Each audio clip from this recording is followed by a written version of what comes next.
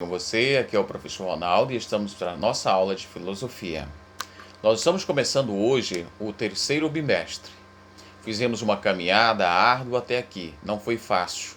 Eu sei que a maioria dos alunos tem tido dificuldade, não é a mesma coisa estudar em casa, não é a mesma coisa acompanhar pelo celular, a internet às vezes não colabora. Mas eu quero parabenizar você que chegou até aqui, você que tem se esforçado, que tem procurado fazer as atividades. E eu quero dizer para você que ainda não fez a prova ou que ainda não está com nota 6. Eu estou postando aqui logo abaixo a listagem com as atividades entregues e a sua nota da prova. Se você não tirou a nota 6, eu estou lhe oferecendo a chance, última chance até sábado, para você poder refazer a sua prova e tirar a nota 6. A prova é a mesma. Se dedique, faça. Quem já está com a nota 6, muito bem, meus parabéns. E quanto às atividades, eu também disponibilizarei aqui o link para entrega de atividades atrasadas. Tem muita gente devendo atividade. Para você entender a sua nota, as atividades valerão 4 pontos. São 6 atividades. Cada atividade vale meio ponto. Então vai dar 3 pontos. E 1 ponto vai estar de assiduidade, participação, acompanhamento das atividades. E a prova tem 6 questões. Se você bem observou a prova, ela aparece 12 questões, mas são 6 do ensino 7º ano e 6 do ensino fundamental 6º ano. Então você que é aluno do 6º ano, vai fazer as suas 6 perguntas, responder e acertá-las. Na hora que aparecer a nota 6 de 12, significa que você tirou a nota máxima. Tudo bem? Então agora vamos ao nosso conteúdo. Vamos ao nosso primeiro conteúdo do terceiro bimestre. O nosso primeiro conteúdo se refere aos tipos de conhecimento. E quando nós falamos aos tipos de conhecimento, nós falamos também de senso comum. O senso comum é o processo pelo qual os indivíduos assimilam a cultura da sociedade em que vive. Portanto, ele é um fator de grande importância no processo de socialização. Os fatores determinantes padrões da vida do indivíduo, como por exemplo os hábitos, a cultura, os valores morais, religiosos e artísticos, estão fundamentados no senso comum. Aspectos geográficos e culturais também influenciam nas formas, por exemplo, de moradia, vestimenta, alimentação, hábitos e costumes. Nascemos num mundo pré-configurado, onde já existe língua, religião, o legado cultural que nos são transmitido pela família e também por outras instituições, como por exemplo a escola. Tudo isso está relacionado a um conhecimento que por vezes assumimos esses padrões como modelo de vida. E aí a socialização é esse processo dinâmico e ao mesmo tempo contraditório. Ele é dinâmico porque aceitamos, reproduzimos, aceitamos essas regras e muitas vezes nós contestamos também essas regras. Isso porque o convívio social é fruto de uma tensão entre o indivíduo e o coletivo, entre interesses pessoais e também interesses do grupo.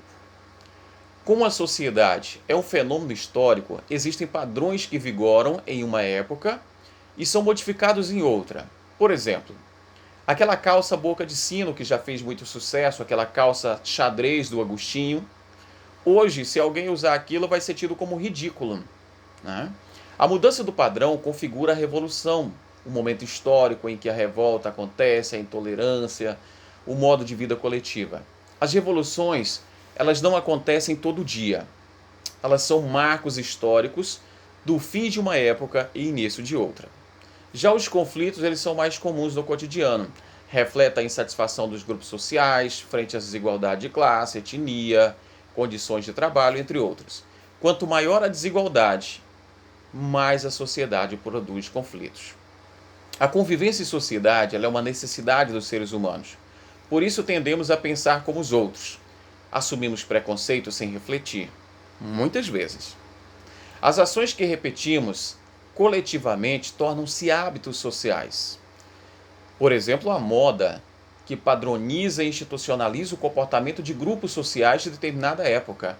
A disseminação da intolerância social contra minorias, sem conhecimento das suas causas. Todos temos responsabilidade social, uma vez que nossos atos reproduzem modelo da sociedade em que vivemos. O trabalho, o namoro, o casamento, o voto é um exemplo de atitude individual que sofre influência das condições sociais e, ao mesmo tempo, influenciam as condições sociais. Então, o senso comum ele é um saber fragmentado, às vezes incoerente, que condiciona os indivíduos a aceitá-lo passivamente, mecanicamente, frente à situação cultural em que vivem. O senso comum ele precisa desenvolver-se para se tornar o pensamento filosófico. Quando assumimos uma postura diante do saber constituído, estamos agindo com bom senso. Por exemplo, eu vejo alguém discriminando outra pessoa, e então eu tomo a atitude de não fazer aquilo. Eu estou agindo com bom senso. Discernir entre o certo e o errado é elaborar de maneira reflexiva e coerente a herança cultural que recebemos. A passagem do senso comum para o bom senso não acontece espontaneamente. Ela exige reestruturação da visão de mundo, que foi adquirida lá no convívio social. A família, a escola, outras instituições podem e devem questionar valores, principalmente se esses valores comprometem a relação humana e colocam em risco ou discriminam outros. Precisamos questioná-los para revitalizá-los, torná-los flexíveis, dinâmicos e melhores. Os valores recebidos como herança cultural escondem, às vezes, sob o manto da rigidez, verdades consideradas indiscutíveis. Então a tarefa da filosofia é justamente desvelar essas verdades, colocando-as em dúvida. Será que estamos apenas absorvendo essas verdades? Ou a estamos investigando a fundo? Até que ponto somos cidadãos críticos participativos da dinâmica social? Por isso nós precisamos fazer a crítica ao senso comum, porque muitas guerras foram e ainda são travadas devido a preconceito religioso, a preconceito cultural.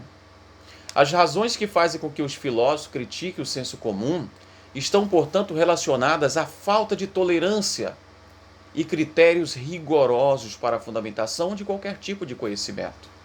O senso comum constrói suas teses a partir de um método indutivo, pelo qual a regularidade da ocorrência de certos fenômenos da natureza gera um hábito. Todo mundo é acostumado a falar mal de maranhense. Daqui a alguns dias, as pessoas começam a achar que é normal falar mal dos outros. Aqui em nossa região é muito comum falar mal de cametaense. Isso vai acontecendo até que chega um momento que se torna um hábito e todo mundo acha normal falar mal de cametaense. Mas isso não pode ser normal. E é exatamente o papel da filosofia, questionar. Você gostaria de ser criticado desse jeito? Isso é realmente normal? Isso é bom? Isso é certo? Veja bem, a relação gerada desse conflito, e às vezes quando isso gera hábito, geralmente é aceito pelo senso comum, como se fosse normal, como se fosse a lei natural das coisas. O senso comum não se preocupa em apresentar provas que validem suas hipóteses, segundo o método de verificação, segundo o estudo. E todo mundo aceita aquilo como normal. Desse modo, é pela persistência de um hábito que esse conhecimento do senso comum se estabelece. No entanto, apenas uma experiência mais apurada possibilita a confirmação de forma correta deste conhecimento.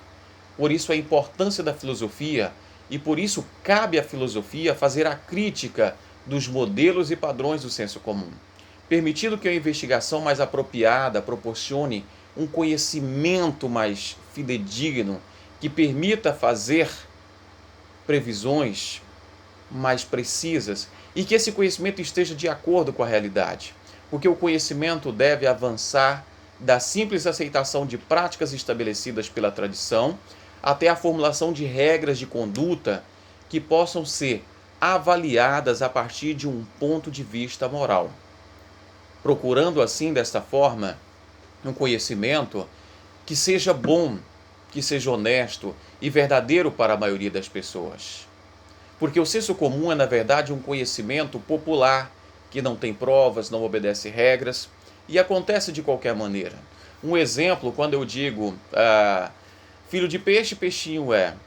Eu estou querendo dizer que se o pai é desse jeito, o filho vai ser. Nem sempre é assim.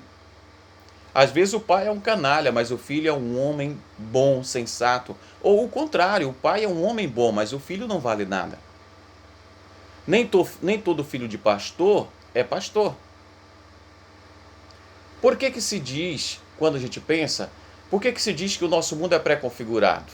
E eu posso dizer que o nosso mundo ele é pré-configurado porque nós recebemos influência dos nossos pais, da cultura local, da região em que estamos, sempre recebemos essa influência. E a socialização, eu quero que você entenda a socialização, como nós falamos, né? Como sendo aquele contato com as outras pessoas, esse acesso a esse outro conhecimento, esse acesso a outra perspectiva, né? E aí ela é um processo dinâmico e contraditório. Isso é a socialização. Eu preciso também que você compreenda, dentro desse conteúdo, como acontece a passagem do senso comum para o bom senso, com a crítica, com a tomada de conhecimento. E aí qual a tarefa de filosofia? Colocar em dúvida o bom senso, para que se busque da melhor maneira possível o conhecimento. E quando nós falamos das guerras que são travadas devido ao preconceito religioso, cultural, você concorda com isso? Porque o meu Deus é diferente do seu, aí eu vou e decido matar. E acontecem, por exemplo, em ambientes ainda muito rígidos e tradicionais, como está relacionado a religiões muçulmanas e outros, inclusive a religião cristã matou e fez guerra na época das cruzadas. E aí, você acredita e você já parou para pensar as razões que fazem com que o filósofo critique o senso comum? Você acredita que o senso comum precisa ser criticado? Você concorda com isso? E eu concordo. Eu acredito que o senso comum realmente precisa ser criticado para não gerarmos mais guerra, mais equívocos, nem preconceito por causa de um conhecimento que nem é provado. Apenas uma questão cultural. E a passagem do bom senso, do senso comum ao bom senso, ela deve ser por meio da crítica, ela deve ser fundamentada, ela deve ser por meio da pesquisa. E aí nós podemos afirmar que o conhecimento é válido por validação racional. O que é uma validação racional? Quando pesquisa e confirma aquela informação. Não é porque todo mundo toma chá de limão para gripe que o chá de limão vai resolver o problema da gripe de todos. Porque se for uma gripe H1N1, o chá de limão não vai resolver. Eu tenho que tomar outra medicação. Certo? E então, a crítica do senso comum é feita pela filosofia, que busca sair desse nevoeiro do senso comum para atingir um conhecimento verdadeiro, sério e confiável. E você precisa fazer essa crítica. Por isso que eu costumo dizer, todo conhecimento que você recebe, você pode fazer a crítica. Quem garante que isso é verdadeiro? Como é que eu tenho essa certeza? Não deixe as certezas falsas tirarem de você a capacidade de duvidar, porque quando nós duvidamos, nós buscamos o conhecimento verdadeiro. Responda às atividades, não deixe as atividades acumularem. Bons estudos para você, um grande abraço e continue estudando. Que Deus nos abençoe.